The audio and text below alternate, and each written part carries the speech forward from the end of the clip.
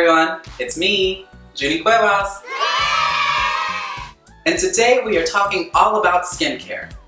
You guys, trying to stay this young and pretty can get so overwhelming because there's so many like lotions, potions, creams, serums. I don't even know where to begin. So that is why I consulted one of the professionals. I'd like to introduce to you Nicole from Blue Water Spa here in Raleigh, North Carolina.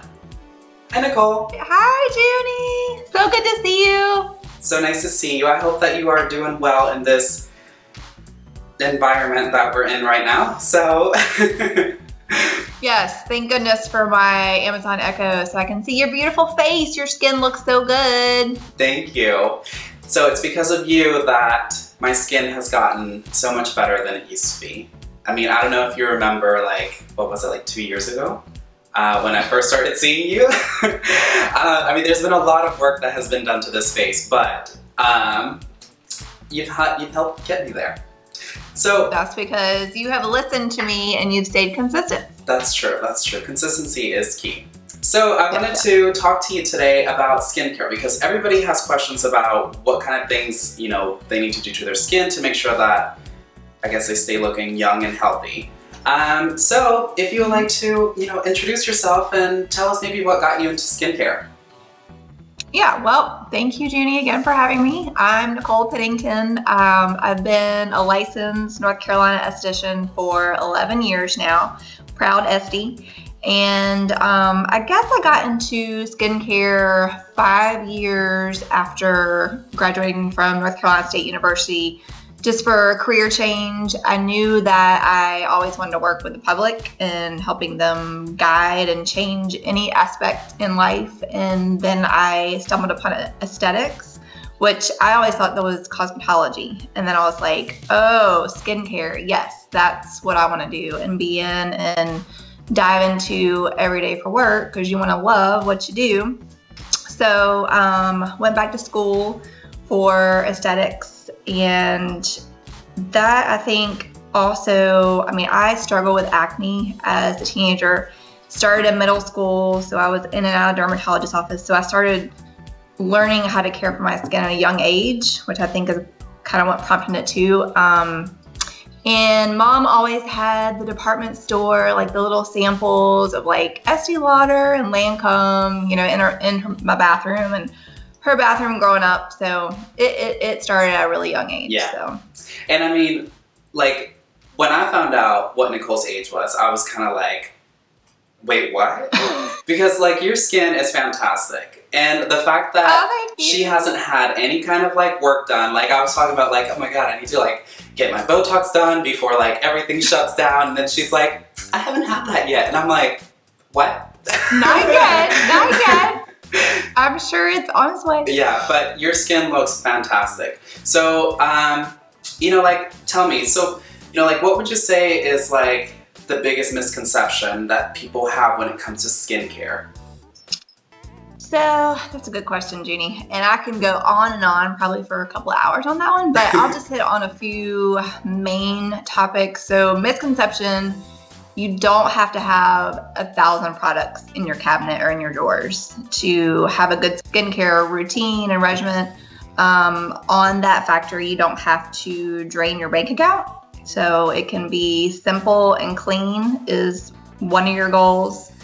Along with the misconception or misguidance is that you need an esthetician. So find someone that you trust, that you click well with, that you want to listen to. And then on that note, another misconception is a lot of people think because they have sensitive skin or they think their skin is sensitive, they can't do treatments, which is a big misconception. But if you have a good esthetician, then they can guide you on what's best if you feel like you have sensitive skin. Yeah.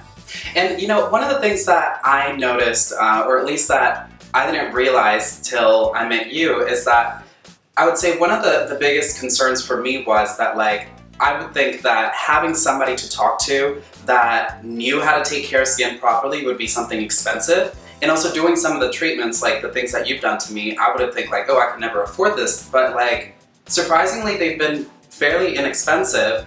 And I don't think that you need to, like what you said, blow your entire wallet to be able to take care of your skin. Yeah, I mean, it's budgeting, and that's what your esthetician can help you with too, and guide you on what products you have to have at home and what you can get in-house through your medical spa or spa. I always tell people, okay, it's just like you have a dentist to care for your skin. You have your cosmetologist to care for your hair. You have your esthetician to care for your skin. So that's very it's true. an investment. Yep.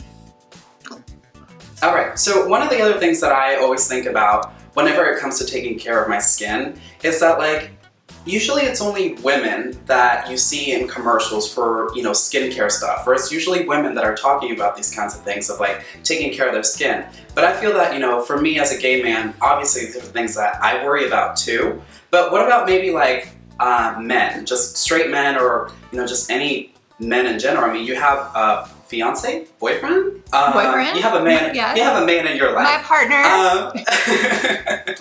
So, you know, what kind of things would you recommend as far as like men and women? Should they follow different skincare routines, or are there things that, you know, they should follow in general that they can do to take care of their skin? Yeah, that's another good question. So men versus women, I don't like to put a label on something because skin is skin. I mean, everybody has completely different skin. Your skin changes with the season, with hormones, with what you're putting in your body, with what you're putting on your face, what you're drinking. So to me, it's not about men versus women, because men can get treatments just the same as women can get treatments. Everyone should be wearing sunscreen. So men included, women included. Men can get chemical peels. It just depends on the skin type. Yeah. That's very good information to know. Now, you mentioned that, you know, using SPF is probably something that everybody should be doing. So if you had to make one recommendation for both men and women, or just anybody that wants to have healthier looking skin, you know, what kind of things would you recommend? Yes, good question.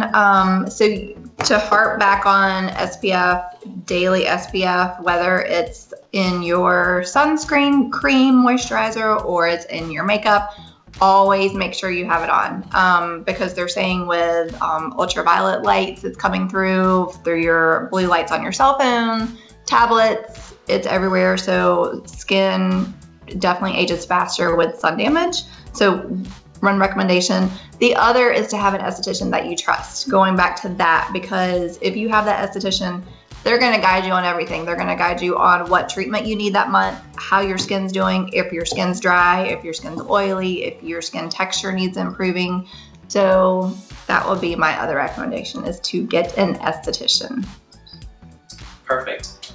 Now, is there anything else you would like to add? You know, what kind of things are you trying to tell people to do that, you know, somebody might not know?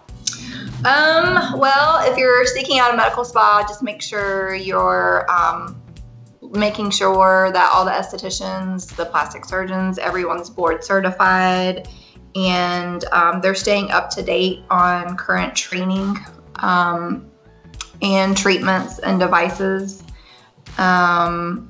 Treatments right now that are huge and very beneficial for your skin. Microneedling, one of my favorites. I know you love it. That's also one of my favorites. Yeah. So that's a great treatment for you to maintain for anti-aging, for pores, for texture, sun damage, acne scarring. You can do that every 3 months. Just keep that as a maintenance routine. Chemical peels, that's something that I'd also recommend that you talk with your esthetician about. They can guide you on the level of the peel strength, what peel is recommended that helps with your overall tone of your skin, brightening it and leveling out your texture.